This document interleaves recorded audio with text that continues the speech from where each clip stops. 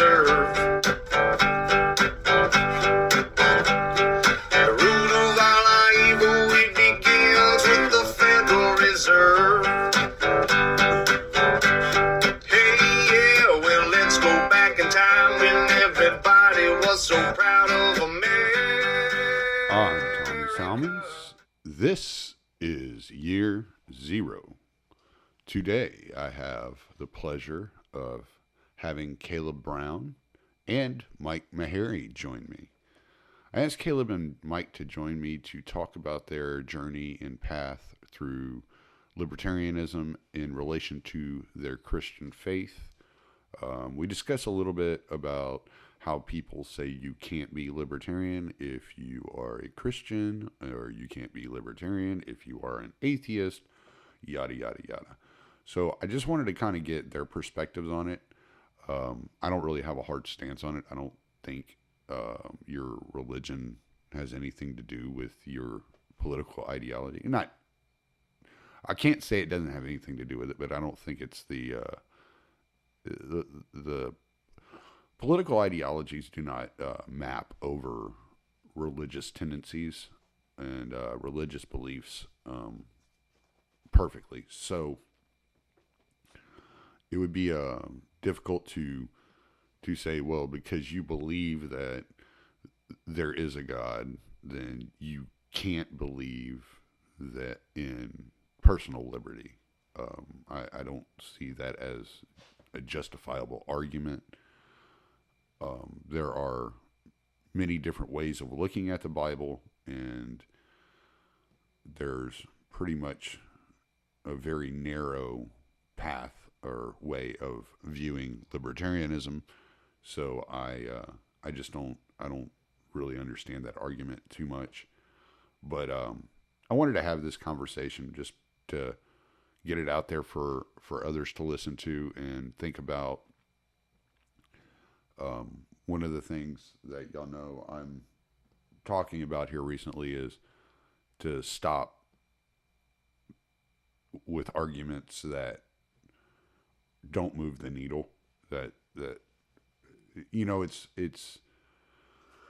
I find that I feel that we're beyond the point of, or the luxury of being able to argue semantics, and that it's we really need to focus our attention in one direction, and I don't think that direction is at each other. This is not like a liberty unity call. This is more like a live and let live and shore up your fucking life call. You know, get your shit straight, clean up your room, as Jordan Peterson would say. So that's kind of where I stand on that. As always, RyanBunting.com for all of your graphic design needs. I know he has a new website. I just don't know what it is, because I'm too stupid to remember it. And RyanBunting.com has such a great ring to it, so I just keep saying that. But he does have a new website, and I will definitely get that here before the next episode releases. I promise.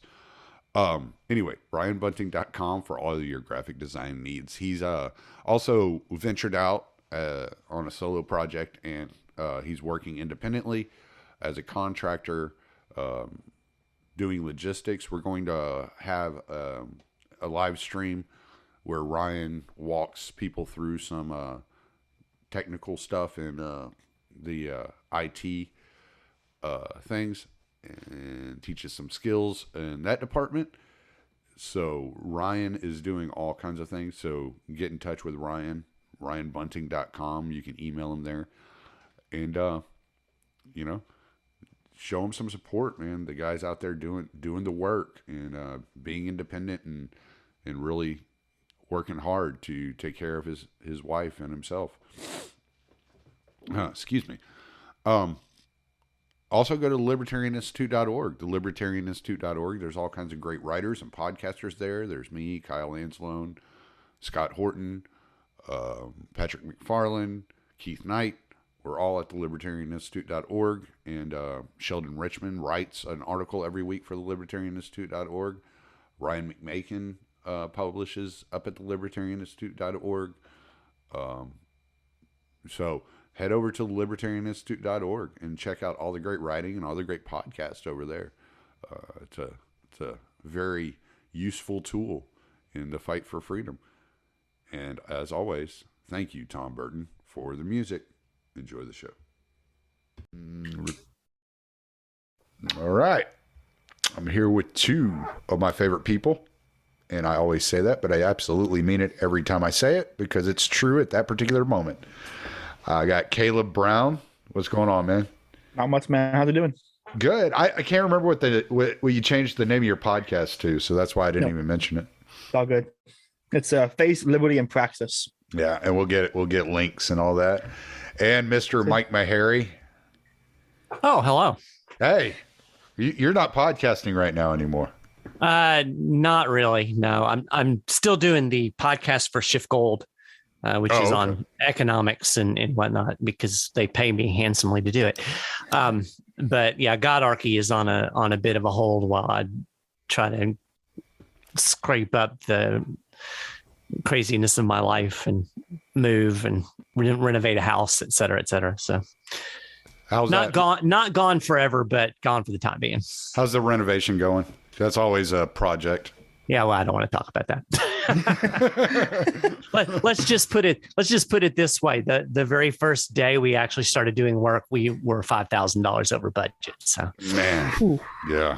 Well, we'll pop some champagne for you when you're done. Yeah, there you go. Yeah. Well, I wanted to have y'all on because y'all are both vocally Christian and libertarian. At least liberty minded. I don't know if you'd like to call yourself libertarian at this point in time, Caleb, but I don't. Yeah, a lot of us don't anymore, even though we lean in that direction. Yeah. There are a lot of people that have kind of ruined that term for a lot of us. So, I mean, I won't hold it against you, but, so I had some questions about, Christianity and libertarianism, but I want to start off Mike, you have a really interesting story of how you came to Christianity and how it plays into libertarianism. So how do you see these things together in your life as being, kind of commingling in your personal journey? Yeah, well, I've been a Christian since I was about 18 or 19, but in my 30s, I had my midlife crisis really early in life and walked away from my faith for a while. At that point, I was a pretty hardcore neoconservative, kind of Republican, evangelical, what do they call it? A Christian right, I guess I probably would have identified with it at that point in my life. And I for about 5 years, I tried to be an atheist and I wasn't very good at it. So gave that up and kind of went through a number of years kind of reconstructing my faith. And along about that same time, kind of parallel, but not necessarily commingled at that point, I was also reevaluating my political worldview.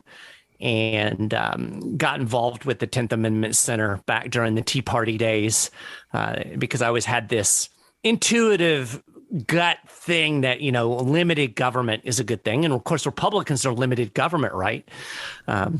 No, but,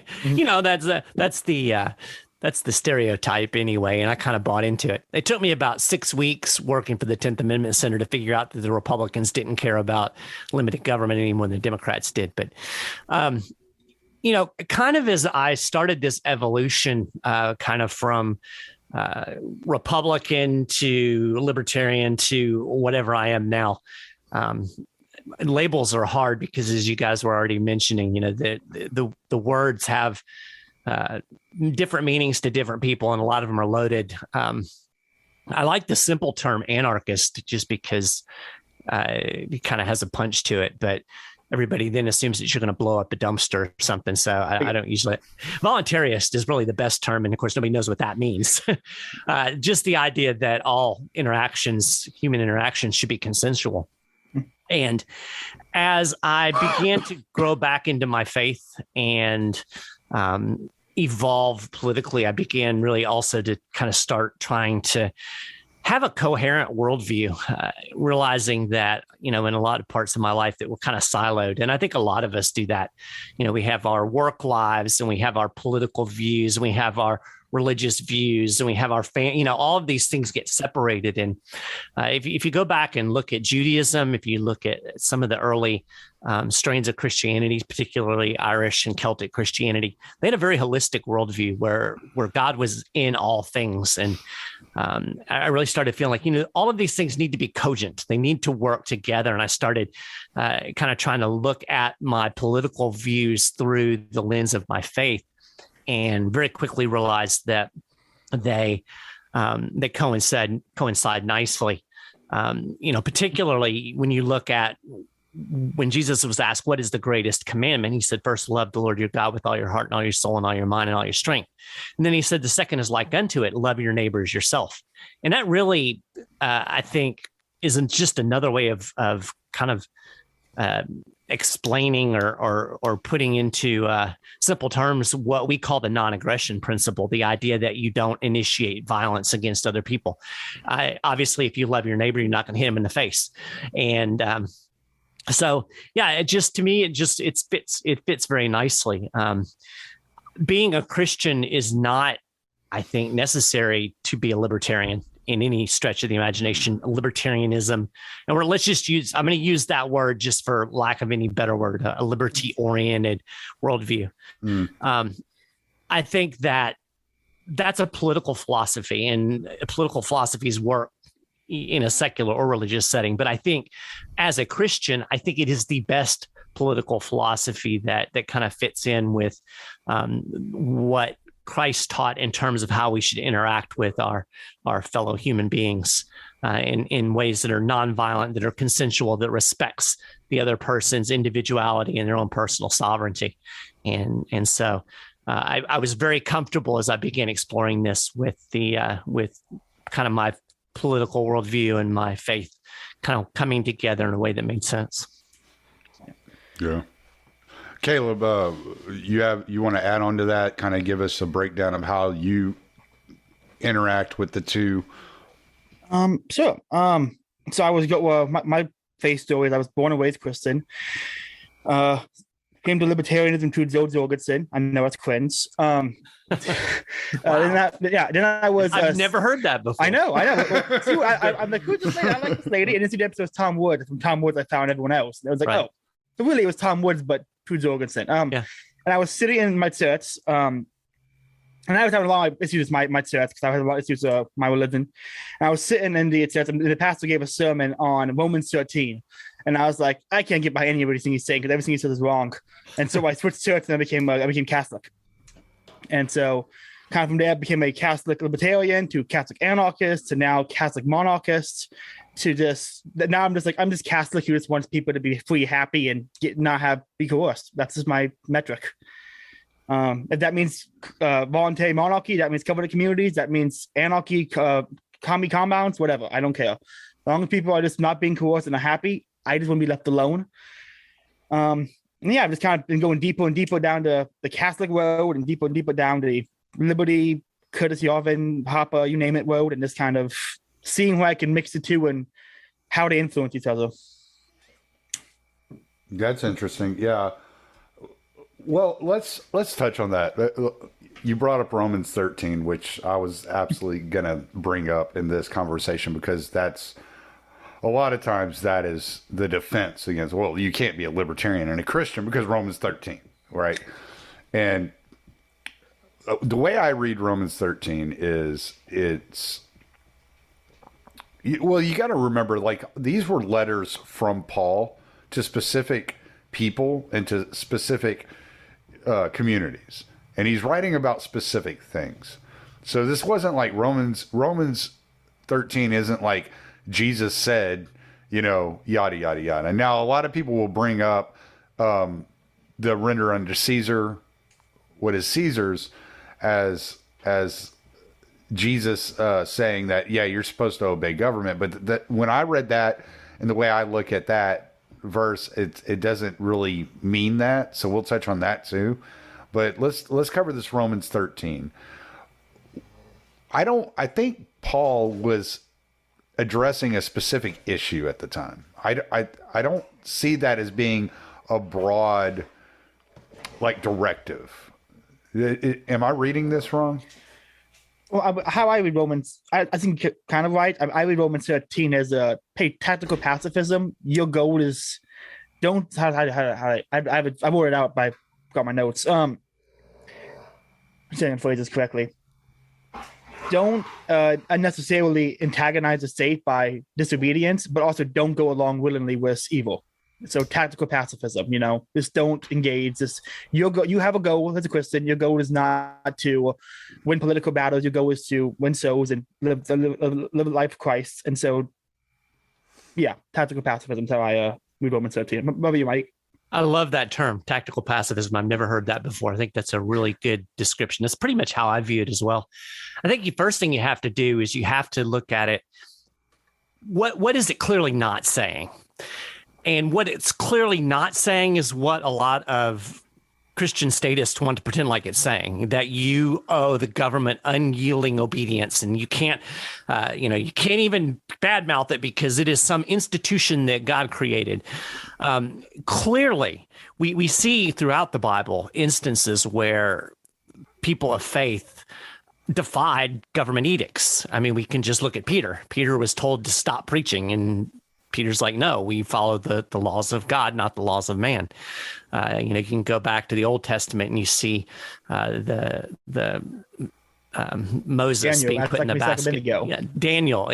So the list is long. It obviously doesn't mean obedience. So what does it mean? Well, that's there are various ways to look at it. I think tactical pacifism is a great way to look at it. I've kind of looked at it. I think Rosa Parks kind of embodied the spirit of Romans 13 in the fact that she defied an unjust law.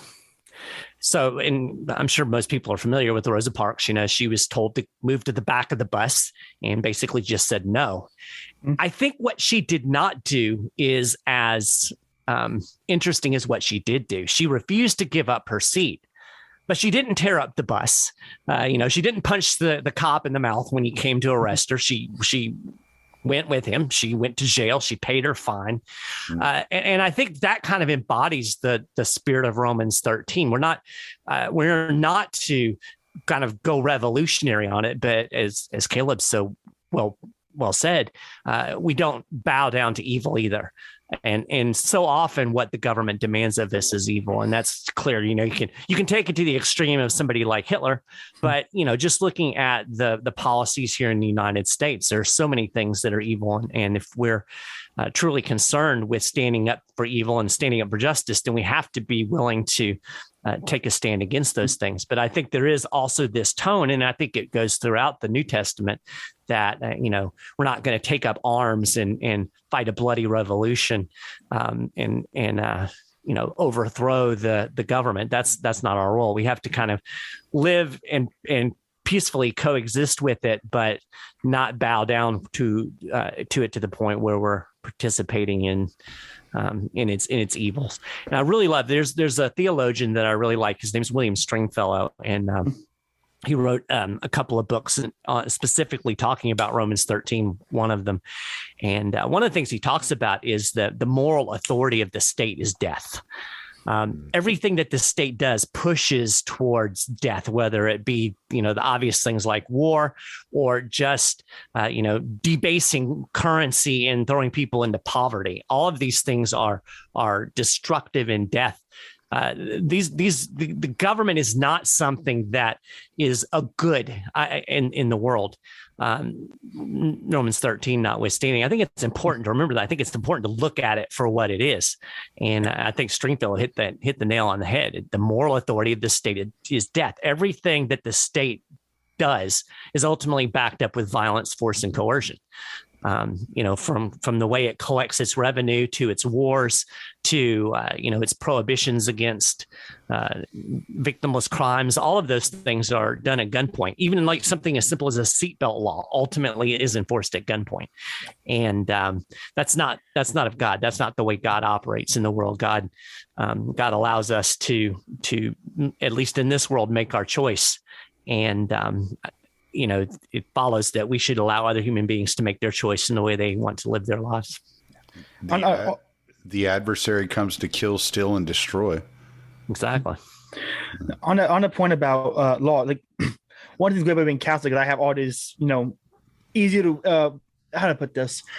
There's a lot of Christianity you have to interpret and try to how would I interpret this? What's one of the good things about Catholicism is it's been interpreted and it's already answers like the Catechism, and so one of the things about Catholics come to obeying the law. One of the requirements for Catholics to obey the law has to be reasonable.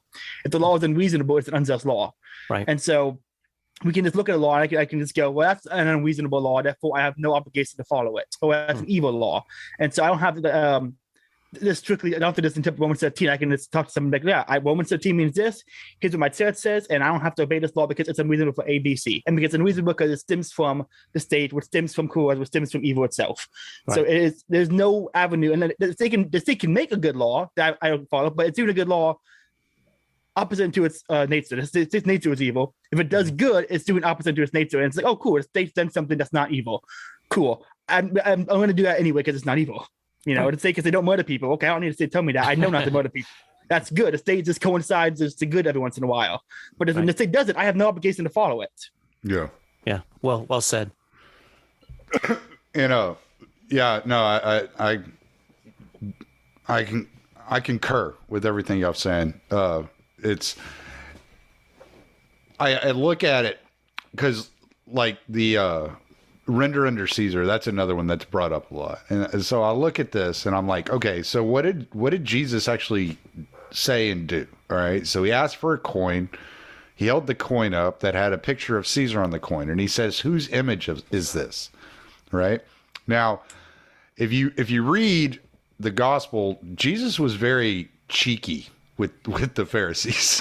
he was always trying to get one over on them. He was always like, all right, and so he was always making a really in-depth point.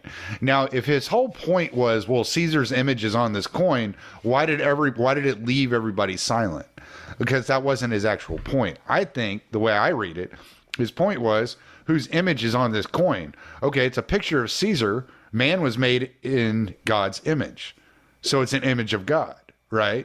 It's the picture of a man who is created in God's image. And I think that's what it's getting at. And so whenever he said that, the Romans heard it and were like, yeah, that's Caesar on there. Okay. And the Jews heard it and go, oh, well, shit. Yeah. They're made in the image of God, And so that's why it silenced everyone, because it wasn't so straightforward what he was saying. There were underlying currents, a current that each person would hear what they wanted to hear in the statements that he was making.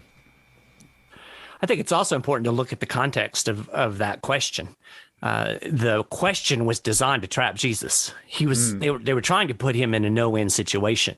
So if he answers, pay your taxes, the people that are following him are going to be extremely angry at that because Roman taxation was very unpopular. So he would lose popular support. If he said, don't pay your taxes, then he's an enemy of the state and the Roman government's going to be on his back. So it was really an attempt to put him in a no-win situation. And, he used he used that answer basically to silence everybody because they couldn't trap him. And like you said, it was like, well, what's he mean? And so how can we trap him with this? So he foiled their plans. And I don't think it's really so much a commentary on taxation as it was really a commentary on them trying to put Jesus in an unwinnable situation, and Jesus was still able to win to begin with. In terms of rendering unto Caesar, well, really, what does Caesar own. Caesar doesn't really own anything. If you really get down to it, God owns everything. So I'm not sure that that's a great argument for all we have to give all of this stuff to the state. I mean, we owe our allegiance, our kingdom is the kingdom of God. Our allegiance is to God. I guess if we have to give Caesar his coin, fine, but I don't think that's really the whole point of that exchange. Yeah. Right. Like the way I always read it is, again, in the vein of the tactical pacifism, it's like, yeah, you shouldn't be paying an absorbent amount of taxes if the taxes go into someone's evil. That being said, tax evasion and breaking the law can, get you in some trouble. And so in the vein of tactical pacifism, what is the way you can pay the least amount of taxes and just skate under the radar? And that is how I've always kind of read that one. You should write a book, Tactical Pacifism. I just gave you a job. I got too many books I'm already working on. Oh, well, maybe I'll steal your phrase and write a book on it, Dan. Go ahead. That's a good phrase. It is. It's a great phrase. All right. So one of the things I've been reading and contemplating, and this is kind of where my thoughts this is kind of where I get a little confused, and I wouldn't even say confused is the right word, but it's where I'm finding a little bit of conflict in my thinking. When you read about the way that the Christians lived, especially after the death of Jesus, then you find that it's almost like a syndicalist community.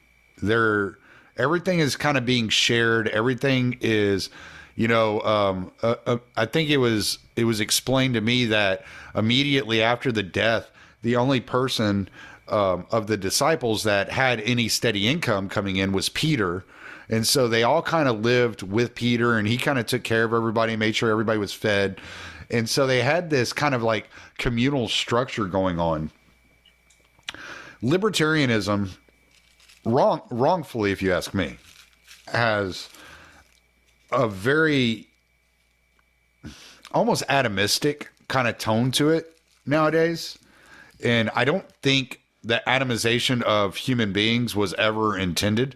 That individualism doesn't require complete like closing off from the outside world. But when you talk about the way that the term is utilized nowadays, and the way that people interpret the individualist kind of perspective of libertarianism as being selfish and atomized, it flies in the face of Christianity and the kind of the communal structure that was set up by the disciples after the death of Christ.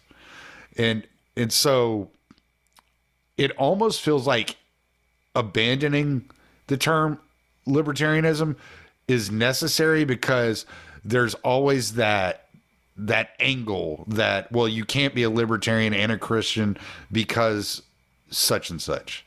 Well, this is the worst thing I think Ayn ever did, is that people somehow see infected libertarianism, that people can look at it libertarianism and see, oh, we all follow Ayn Rand, and if we always be these objectivist individualist types. And it's like, no, that's not it at all. But I also understand that complaint, and this is why I've kind of dropped the term, because the individual collectivist it's a false dichotomy. It's like, I don't think it really matters in great sense. I think looking at the family as a fundamental unit instead of the individual is a better avenue.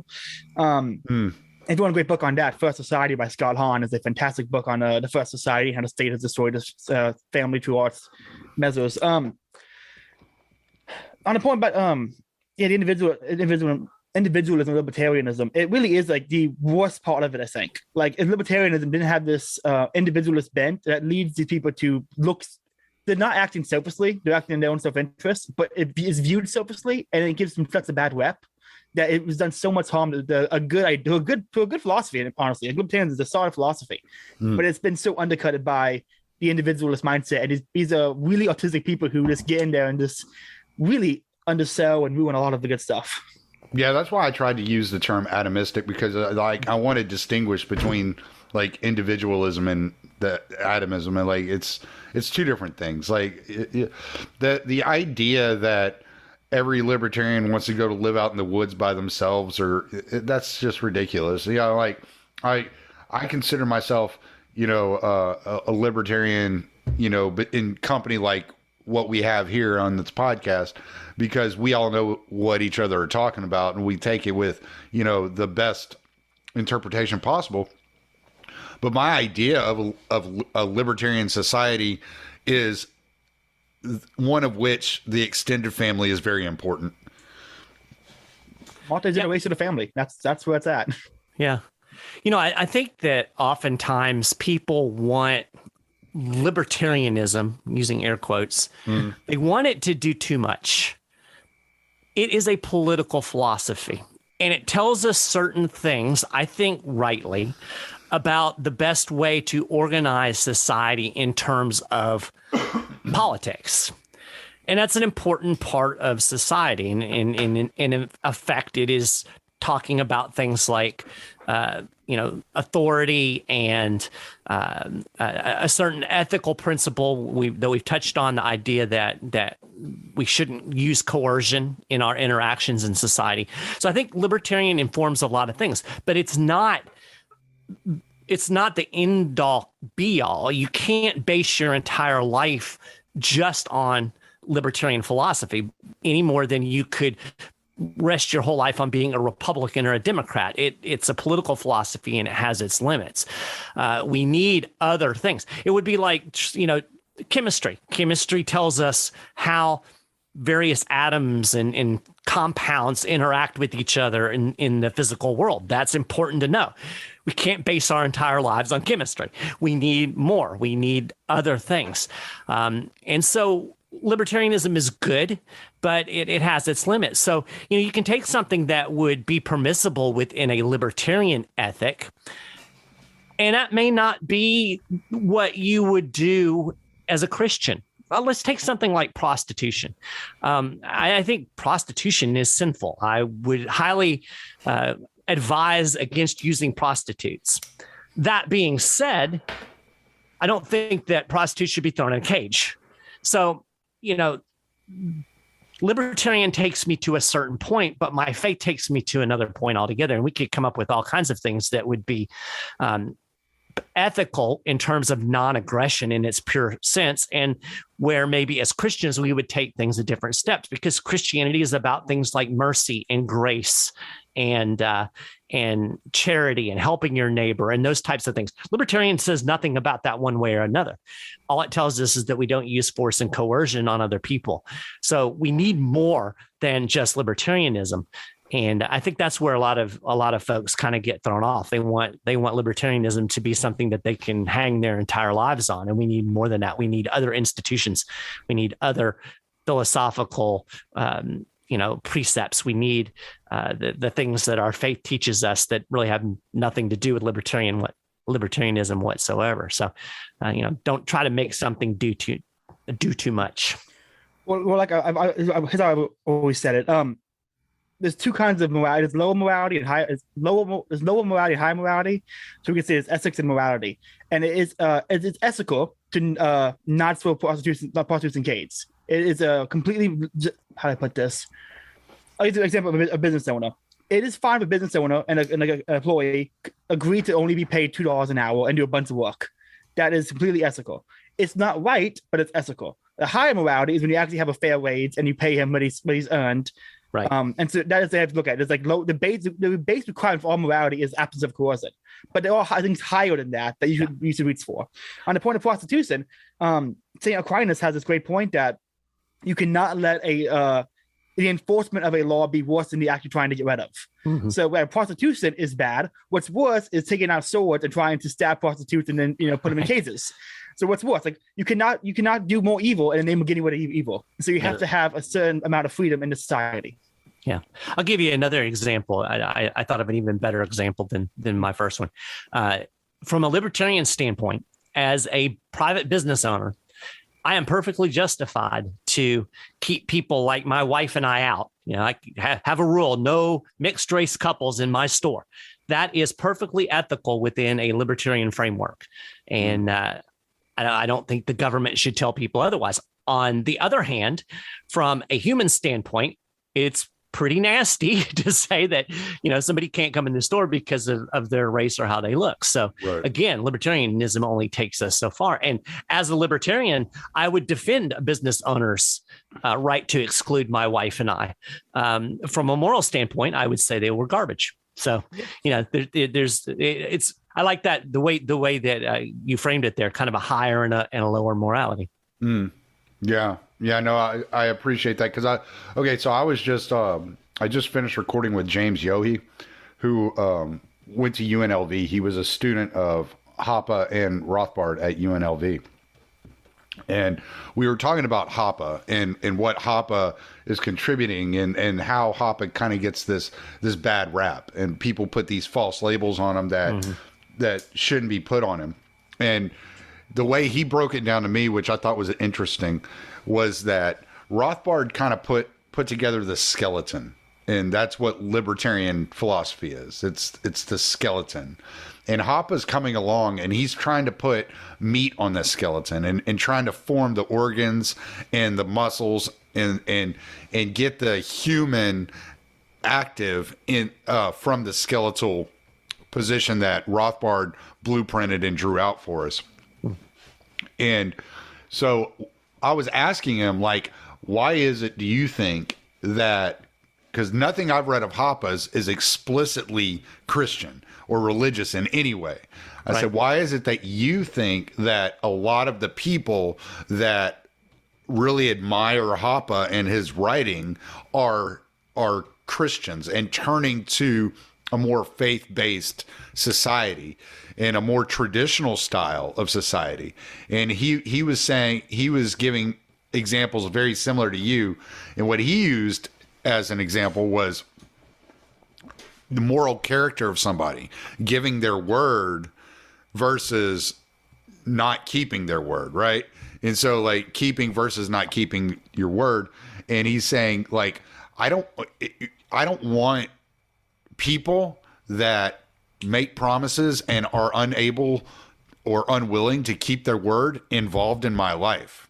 Like, that is a character flaw that I don't need that person in my life. But I don't think they should be locked in a cage. I am perfectly capable of deciding on my own who I interact with and engage with. And he feels like that Hoppe's work is pushing in more of this religious, like, kind of like the religious direction, not intentionally, but because that he's talking more about the moral framework and the character and ethics of human beings and how they interact with each other. Yeah. No society will last if it's full of liars and cheats. Right. You need to have good people to actually make your community last. And so the idea of a covenant community, you have to agree to certain precepts of the covenant community to be a part of it, or you can kick out of the covenant community. Like, the reason one of the things is bad today is that we have all these people who are forced to be together in order to degeneracy that keeps growing the state. And so if you had the possibility of, like, I have to fund this terrible school system or terrible acts, and it's like, I shouldn't have to. I still need to deal with these people. And on the point, like, why so many religious people go towards Hoppe, I think it has something to do with Hoppe accepts hierarchies, and that with religious people we like hierarchies. We believe God, angels, us. As Catholic, I'm all about hierarchies, and so I think there's the acceptance of the natural acceptance of hierarchies that's found in religious people is greatly appreciated and amplified when you read Hoppe, and it kind of applies the same principle to politics and the state and natural elites and those kind of hierarchies. Okay. That's a good point. I think there's a strain in the libertarian movement that, and particularly when you get into anarchism, that, is very hostile to any hierarchy whatsoever. And, which is fine. Good luck with your non-hierarchy society. I don't think it'll work. I'm not going to try to stop you from trying it, but I mean, hierarchies are just natural. It's a natural thing that human beings do. You put a group of people in a room and there's going to be a hierarchy. If anybody that's played sports has been in a locker room knows that there's certain people that are naturally leaders and they rise to that position. I think where you get in trouble is these forced hierarchies where somebody's put in a position of authority simply but based on positional authority as opposed to to true authority. But yeah, I think you're right. I think that I think Christians typically do. We understand hierarchy. I think they should be voluntary. I mean, don't make me sit under somebody. But I've got people that I work for. That's a hierarchy. I can't survive in the world of work without. If I'm self-employed, there's still a hierarchy there.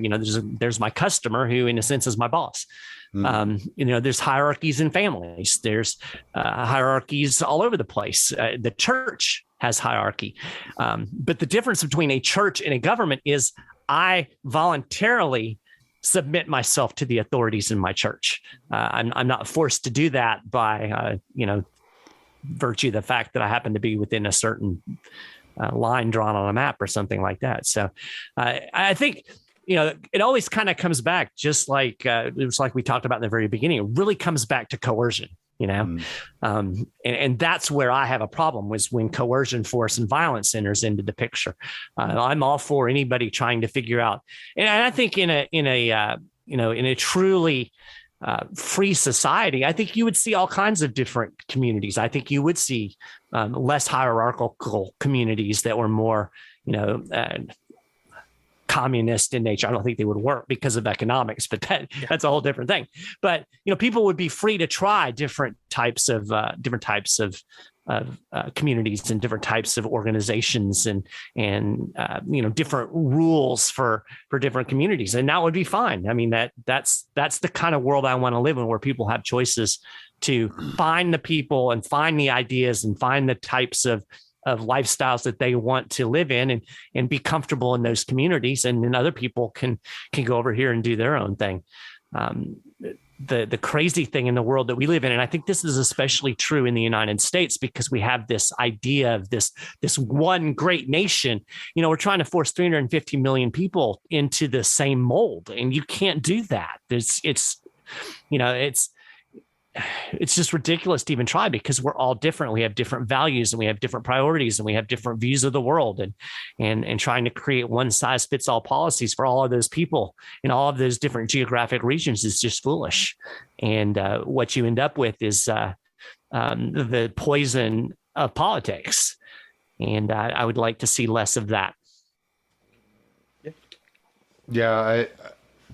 So I'm thinking, something just popped in my head when you were talking, Mike. You just triggered something, and I'm trying to figure out the way to describe it. So it's like the hierarchy of Christianity is what Jordan Peterson has called, and not specifically talking about Christianity, but just talking about like the nature of humanity, the nature of like lobsters even. Shout out to Top Lobster. But he calls it a competence hierarchy.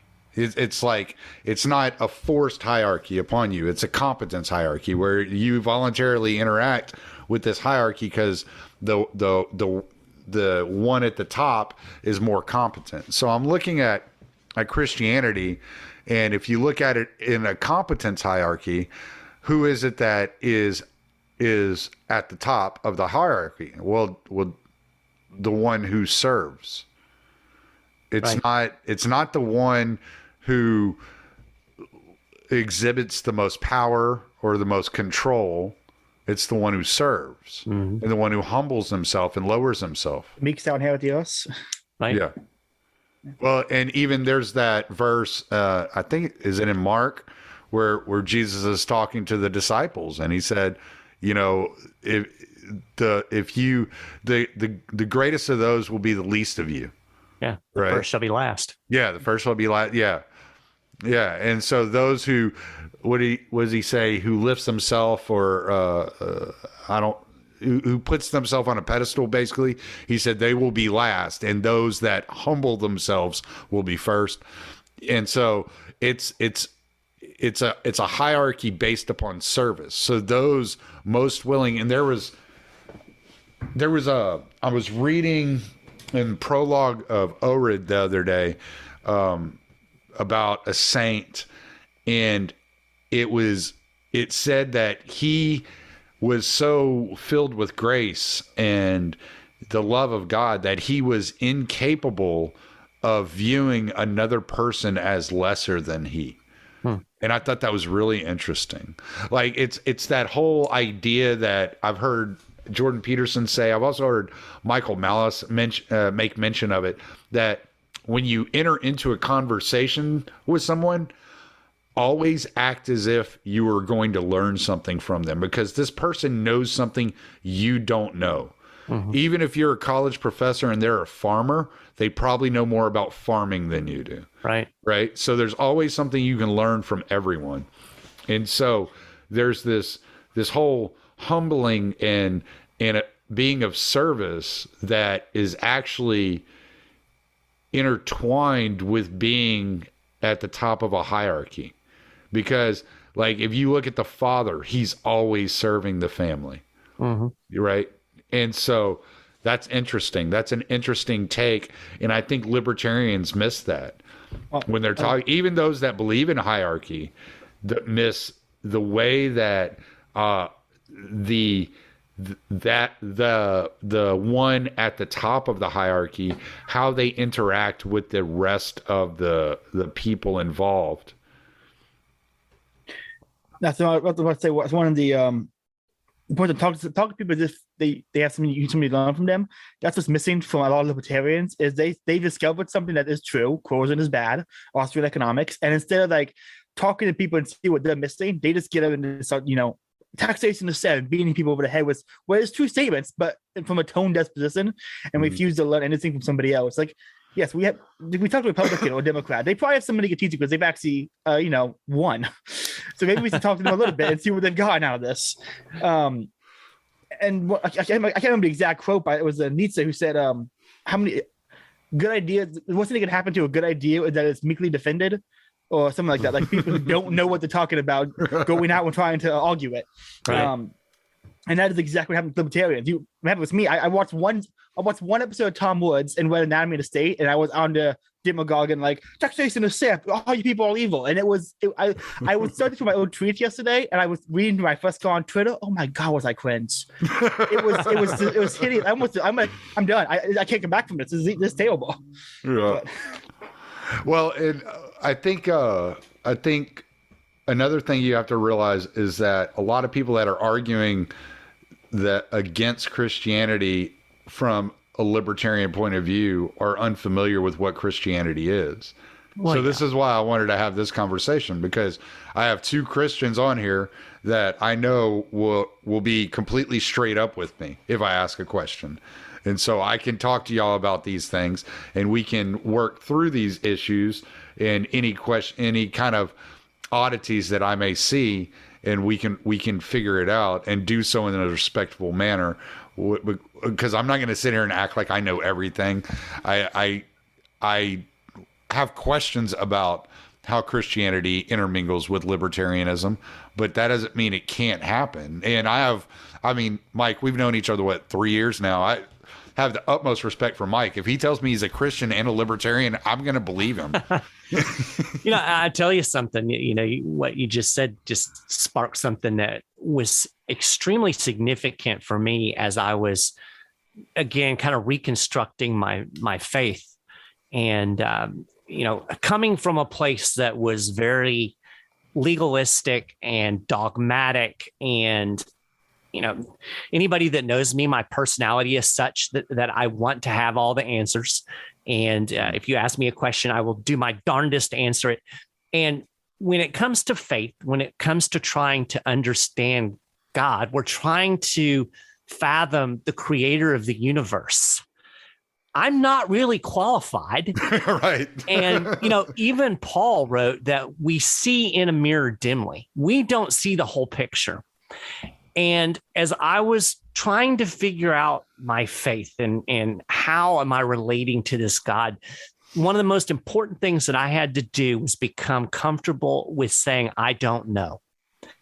Yes. To be able to admit that there are mysteries of faith, mysteries of creation, mysteries of human nature that I don't have the answers to, that I'm never going to have the answers to, up until the point that, maybe I'll get to have a conversation with God himself and maybe he can explain them. But in this world, in this life where we are in human flesh, in a world that is steeped in sin and is broken, a creation that is broken, I can't have all of the answers. And I used to try to have all of the answers, and I drove myself crazy. It was very freeing to be able to say, I don't know. But there are certain things that I do know that I have faith, where my faith is built. I can make some logical arguments for Christianity, but ultimately it comes down to, I've had this experience with the God of the universe. And, I like this analogy. It's like my wife. Okay. I can tell you guys how awesome my wife is. I can tell you how wonderful she is, how loving she is, how amazing she is. But you've never met my wife. So you're taking my word for it. Until you actually meet my wife, you can never know my wife. And it's kind of like that with God. Until you meet him, until you take an effort to get to know him, you're just hearing words. And that's why I generally will not get into real strong arguments and debates with people that are really entrenched in atheism, because I can't talk them into faith, because that's not a thing. You have to get to know God, and my wife is amazing, but I mean, y'all could, maybe I made her up, but you've never met her. So I think that, I think we have to be willing to, anyway, kind of going back to my original point, it's very important to be able to admit, I don't know, that I don't know the answer to every question. I don't know how every single thing would be worked out in a free society. I don't know how every ethical question would be answered if there wasn't a government. I do know that the system that we have now with the government sucks, and it's full of death and destruction and war and all of these horrible things. I can't imagine that a free society would be any worse, but I don't have all of the answers. And that kind of goes back to the theme of humility. And I think that's an important thing to have, not only as a person of faith, but as just a human being. I think that's one of the hangups that I have whenever I had a buddy over at the house the other day, and he asked me, we were chatting and we're talking the Bible and theology, and he goes, "Are you a Christian?" And I was like, "I don't know." and he goes, "Well, at least you didn't say no." And I was like, my problem is I have trouble wrapping my head around it. Yeah. Like it's like I can sit here and I can be like, okay, there is an esoteric world, there is a spiritual world, there are good spirits, there are bad spirits. I can get that. I've had enough. I've experienced these things, so I kind of like, okay, yeah, I get that. But as far as like the stories in the Bible and in the way it's written out, I don't know. Like, I'm not certain. And this is why I've always called myself agnostic, because I'm like, there is something bigger. I'm just not certain what it is. Yeah. And I'm reading like Father Seraphim Rose. I'm reading Sophrony. I'm reading saints and all these in the Gospels. And that's the one thing I'm having issues with, is the fact, coming to the terms of there's no way I can understand. There's no way that my mind, using 5% of the capacity in my brain, which is probably less now because all the drugs I did when I was younger, I can't wrap my head around this. And there's no way that I'm going to be able to like figure this out on my own. But I read constantly trying to figure it out, because I'm like, if it's there, I'm going to grasp at least a thread. Yeah. At least if I can get fingers on a thread and have some taste of what it actually is, the truth, then I can move forward. But I'm kind of like, I feel like I'm in a rut where I'm like, I'm learning, and knowledge wise, I understand what I'm reading. But as far as like, I think that was always my issue with faith too, is I was never able to get past my own thoughts, my own questions, my own understanding. It's like, okay, well, wait, like you're telling me this, but then you're also saying this, and I'm not saying you're contradicting yourself, but at the same time I have questions of how we tie these things together, and I was never able to get any answers, and so therefore I was just kind of like, well, this is all a bunch of crap, like so that's like getting to that I don't know point is really, I think, for people like us, people that are attracted to libertarianism, I think have a lot of issues with those three words. Yeah. Oh, for sure. Because we're all autistic. Yeah, oh, absolutely. If I can recommend a book to you, Tommy, it's by Peter Kreeft, Christianity for Modern Pagans. It's Kreeft's breakdown of Blaise Pascal's work, who he was a contemporary of Descartes, and he kind of answers some of Descartes' arguments. Sadly, he died before he could finish his book, so he only has a bunch of like pithy one-liners and paragraphs that you can read, but they're incredible. And one of Blaise Pascal's point was like, if the options are, if you don't know if God is real, God is not real, if you don't know, live, take 2 weeks, take 4 months, and live like He is real. You have nothing to lose. You spend 4 months living a good Christian life. If you enjoy it, if you catch the truth, if you feel it, great. If you don't, well, if it's not weird, then you wasted 4 months. Fine, you wasted 4 weeks. That's nothing. So just live as if there was God and experience that, and then weigh the options. Look at it all and then feel it out. Like that's what I did. I was in doubt with like Christianity. I went to Catholic church for 4 weeks, and I was like, this is it. This is where I'm going to stay, and that's why I just went. Then 1 year from now. Yeah. Yeah, and that. I mean, I don't know if I'm doing the right things. Like I'm working on doing the right things, but I don't know if I'm doing the right things. I'm trying to figure it out. I'm reading church fathers. Like I said, I'm reading saints. I'm trying to get that perspective, because I mean, I've read, tons of, quote unquote materialists in my life. Like, it's not going to hurt me to engage in the spiritual writings of these guys and try to understand where they're coming from. And if nothing else, it just gives me another spectrum to understand from. When it comes to the libertarian philosophy, I think we've kind of brushed across this as we've been going along, but the libertinism that is unnecessarily attached to libertarian philosophy, I think is a big turnoff. And I think that it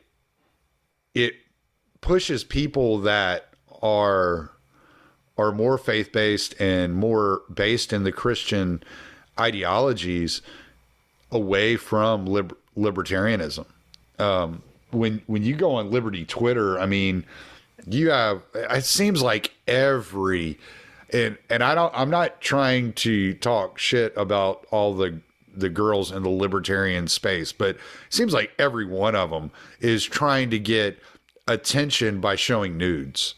And it's like, why? Like, you sit here and tell us you have the greatest philosophy ever, and then you're instilling this into it as if this has something to do with it.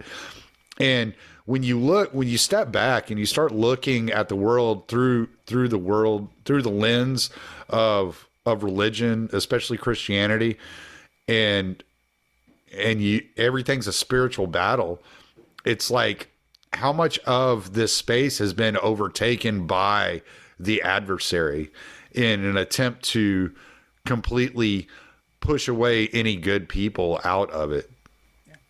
Well, this is actually what got me in trouble on Twitter a while ago. Is Joshua Smith from Break the Cycle bumped into a popular, I think it was Brandy Love, one of those popular porn stars, and gave her an admin to stay and try to get to be a libertarian Mises Caucus person. And I said, maybe we shouldn't have porn stars representing our ideology, and everyone lost their mind. I remember this, yes. Yeah, like I think I my mistake was I went after Josh, and I went after what Josh was doing, not Josh himself. And I've been, due to letter caps on Twitter, I did not make my point as well as I could have. But the debate with Kinsella was just what drew me up the wall. Is that he's just like, well, what do you mean by a good person? I'm like, I mean, one who's like, not living in sin. He's like, well, what do you mean by that? I'm like, I'm not doing this, Kinsella. I'm not doing this. But Yeah, there's this, it's like this tendency to go after, I completely believe in retribution. I believe people can change their lives, and I believe that finding the right ideas can change people's lives. I mean, I've gone through a lot of life changing over the years, so I can't sit there and say that, oh, if somebody's, I look at like Drew, the Clean Libertarian. I just released the episode that I recorded with him, and the stuff that he's gone through, and then getting his pardon, and now he's working on legislation. And so there's absolutely a space for recovery and retribution. I just don't know. I think that we need, if there's going to be a tie between Christianity and libertarianism, we need more people that are more loud voices that are talking about it, and talking about it in a way that's coherent and makes sense. Yeah, for sure. I think too, you have to recognize that, we do live in a fallen world. We live in a broken world. There are a lot of broken people in the world. Probably most of us are broken in some way. Probably all of us are broken in some way. Mm. And so we can't expect everybody to lift up to the highest common, the highest, level. The common denominator is going to be pretty low. And I mean, this is true in libertarianism. Let's be honest, it's true in churches. Whenever you put a bunch of broken, hurting, sinful people together, you're going to have problems. And so, I think there's one of the things that I've really become enamored with over the last few years is the philosophy of Stoicism. And I think, again, there's some overlap between Stoicism and Christianity. But Stoicism is basically the idea that we can control certain things in our lives, and there's a whole heck of a lot of things that we can't control. So as we live our lives, we need to try to intentionally focus on the things with which we have control and learn to let all of the other things go. And the primary number one thing that I can't control is other people. I can't control you guys. I can't control my wife. I can't control my children. Can't control anybody. And I'm a fool to try to control other people. So when you kind of let that go and realize that people are going to do what they do, what I can control is how I respond to those other people, and what people I let into my life and what people I keep out of my life. I have control over that. I have control over how I respond to the way people treat me. We have a visitor. So hello there. I think it's very important to really kind of live that way in a way that you're really focusing on controlling what you can control around you and letting other things go. So I try not to get caught up in libertarian drama and personalities, and this person's doing this thing and this person's, because they're going to do what they do. I want to do what I do. I want to do it to the best of my ability. I want to communicate what I believe to be the truth in the best way I can. And then there's a certain point that I've got to let it go, and it's going to do what it's going to do. There's a scripture in Ezekiel that I love where he's talking about the guy on the watchtower. And my paraphrase of the story is, the watchman is responsible when he sees the enemy coming of sounding a warning. And if he does not sound the warning, then the blood of the people is on his head because he didn't do his job. But if he sounds the warning and the people ignore him, the blood is on their head, not his, because he did his job. I just want to be the watchman on the tower. And so that's kind of what I'm endeavoring to do. And that's kind of liberating when you start to realize that I can't control what these other people are doing.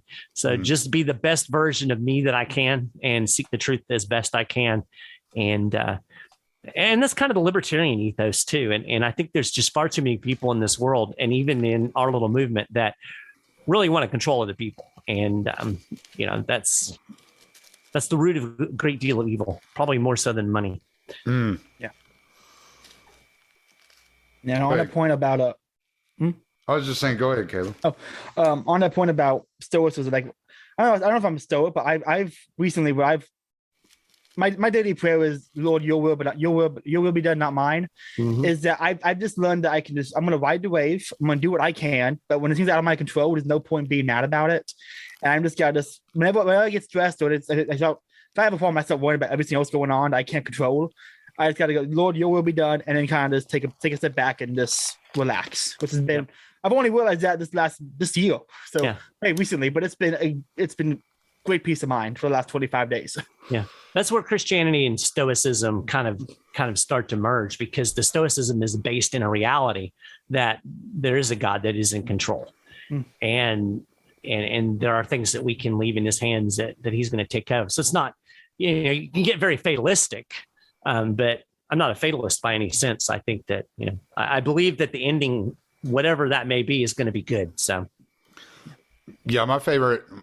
I haven't read a lot of Stoicism, but I did read Meditations by Marcus Aurelius, and my favorite part of that entire book was when he's like, "Are you going to get mad at a bear for acting like a bear?" Yeah, exactly. It's like, it's in his nature. What are you going to do? Like, right. And it's, one of the things that popped in my head when you were speaking a while ago, Mike, is that it seems to me that most people that say they're atheist are not atheist. They're anti-theist. Yes. And it's because of experiences with people that were theists.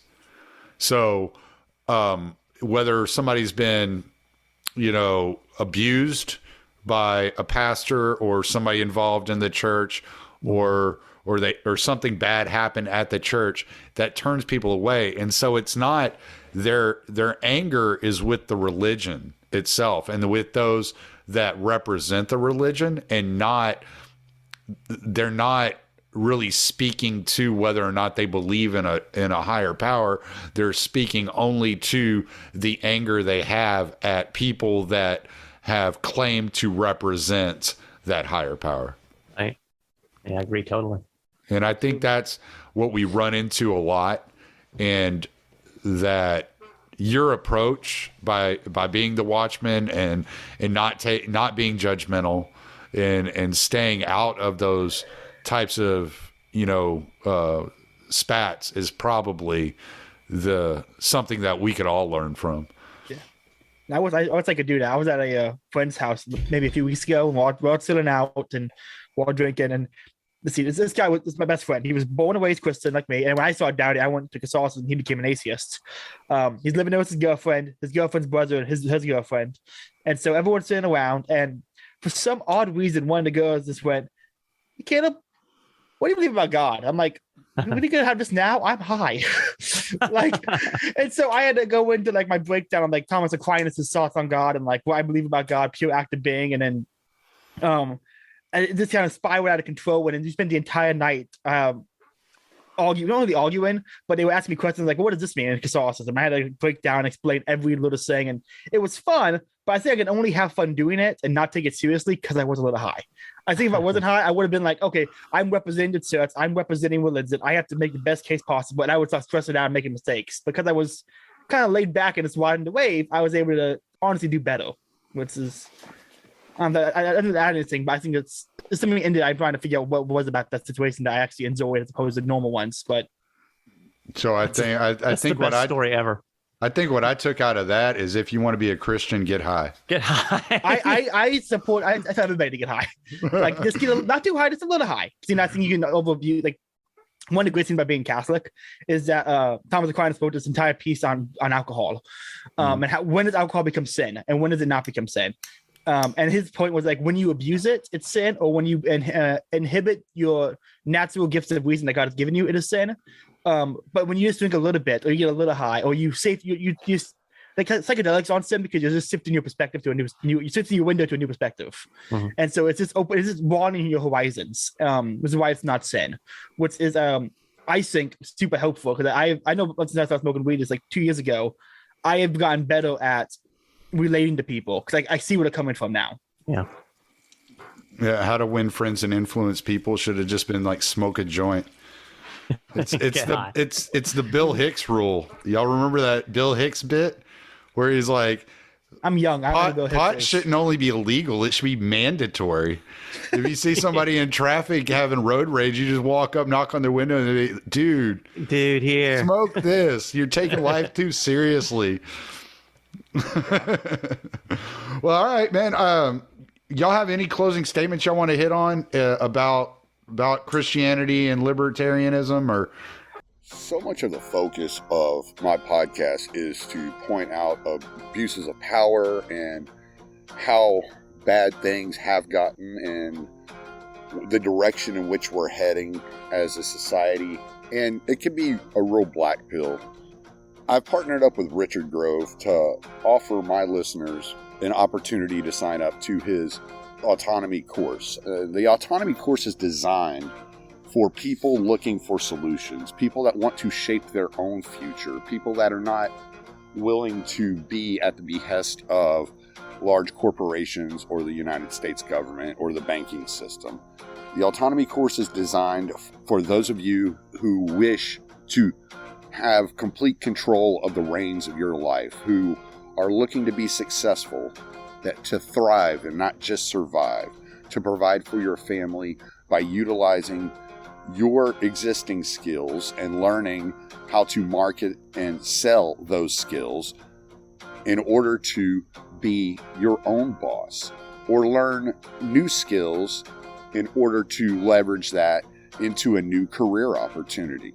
So if there's a job out there you've been trying to get or you've been wishing you could get, but you just don't have the skills for it, the Autonomy Course is the place for you to start, to learn how to land that position, to learn how to market yourself better, to gain confidence, and to be surrounded by a community of like-minded people that will encourage you and help you along the way. So use my affiliate links and go check out the Autonomy Course. It could be right for you. I have one thing on the kind of the Stoic, not really Stoicism, but like Ryan away. My favorite saint, besides Aquinas, is Saint Dionysius. I think that's pronounced his name right. He was an early Roman, early saint in early Rome, like 2 generations away from the apostles, I think, or maybe 1 generation away from the apostles. And he was an actor and a comedian who mocked religion and mocked God. And he had a God appeared before him on stage and like, hey, knock that off. And he converted that day. And then when the Romans found out that they were taking taxes, they were taking donations and tithes, the Romans sent the soldiers to kind of take the money back, and he gave it all to the poor. When they showed up, they're like, hey, where's the money? He goes, they have it. Are you going to rob the poor? And then they threw him on hot coals and said, if you deny your faith, we'll let you up. And he said to them, I'm done on this side, turn me over. And he literally rode the wave and is like, I can't do anything about this, but I'm going to do my best, do what I can, and then make fun of these people while I'm doing it. He is a patron saint of comedians. And I think something about riding the wave and having a good time when everything's going to shit is something that people need to learn. yeah, that's for sure. Mike, you got any closing statements you want to say? I don't think I can top turn me over. I'm done on this side. That's awesome. That's brilliant. He was great. Yeah. Like the Sam Kinison of his time. Yeah. I think that, I really like the way this is kind of closed out. I mean, it's we get one shot at this life. And I think, it behooves us not to take it and ourselves too seriously. Suck the marrow out of life is, I think it was Walt Whitman that talked about sucking the marrow out of life. But yeah, I guess the things that I would kind of want to sum up with is don't try to make a political philosophy be the answer to every question in your life, and don't I don't know. I guess that's it. Really, that's kind of the thing.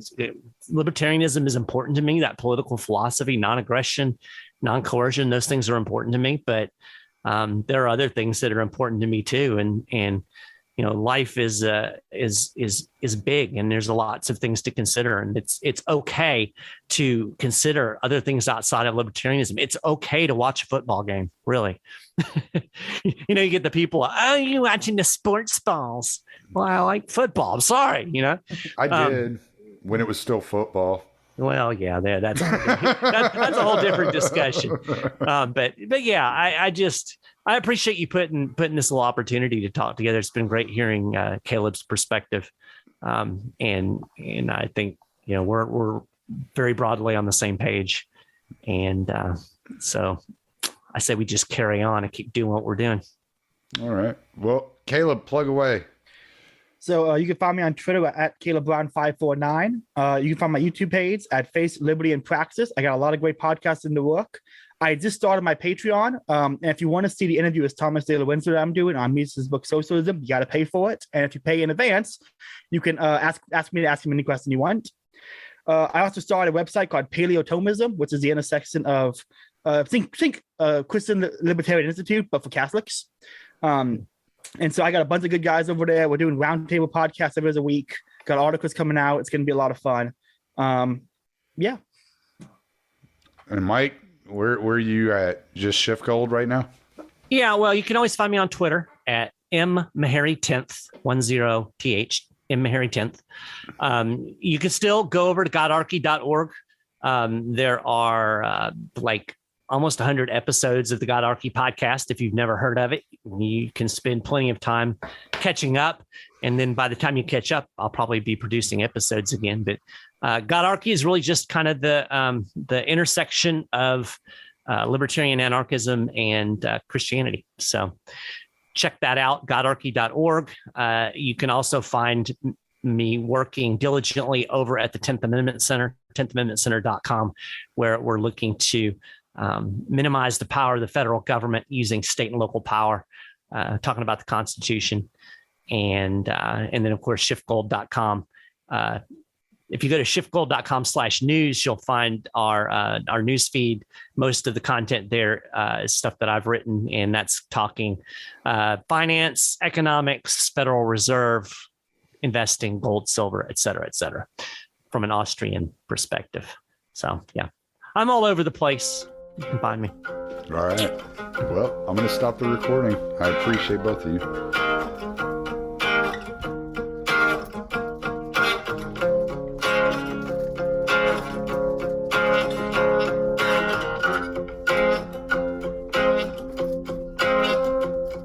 You wanna be a hero, instead you're just a slave. All your good intentions took you to your grave. Your pride is how they killed you, with the flag you waved just like a fool. They promised you a mountain, gifted you a stone. They demanded that you throw it into your neighbor's home, and then seize all that they worked for and give it to the throne just like a tool. Well, as we all just stand in line and glorify new ways of being cruel, it seems to me humanity is not something that they're teaching us in school. They dumb us down all around, propaganda, their pollution. They set a cage up on the stage, a facade for all solution. They build a wall, block them all from this mental institution. It's insane. Now they're writing their own rule books and they're crossing all their T's. They're fashioning their people to all wear beggars' knees. If you want a clean drink of water, well, you must say pretty please. It's all a game. As we all just stand in line and justify these crimes done in our names, it seems to me authority and tyranny are both one and the same. We'll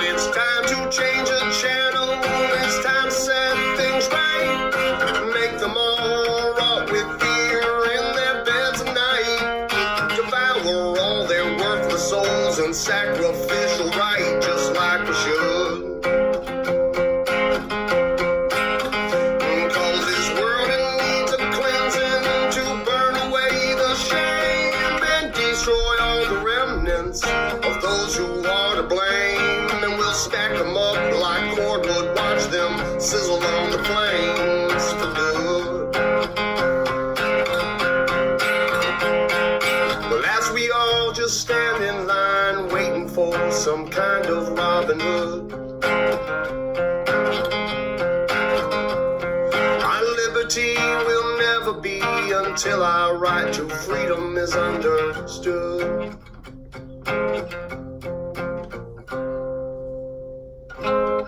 Thank you.